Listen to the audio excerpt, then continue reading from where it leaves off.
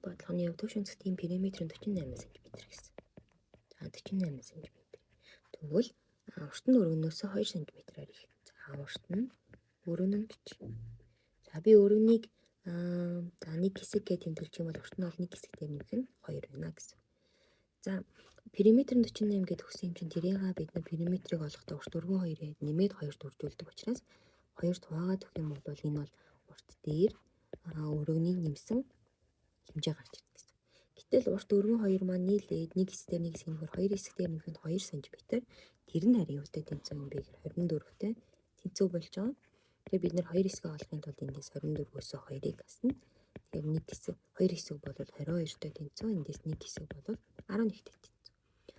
Тэгэхээр нэг хэсэг 11-тэй буюу өргөн маань 11 см гэж гарч ирж байна гэсэн. Бид нэр талбайг олгож байгаа тэхийн тулд мөн адилхан уртаа олох хэрэгтэй гэсэн. Тэгэхээр урт бол 11 дээр 2-ыг нэмээд 13 см гарч ирнэ. За одоо эндээс талбайгаа олъё тийм. Тэгэхээр 13-ыг өрчгөн 11 буюу 143 см квадрат гээ хариулт гарч ирж байна гэсэн. За түүний дараа. За ийм өгөгдсөн хэмжээс бүхий газрын яг хагасдан тариалан тарина гэж байна.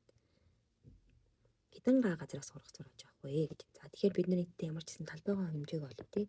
Тэгэхээр даалыгаа 120-ороо өрчүүлж тарах юм байна. Тэгэх юм бол 84,000 м квадрат. Гэтэл бид нарт яг хагасна гэсэн учраас энийгээ бид нар 2-т хуваахаар 4200 м квадрат болох нь.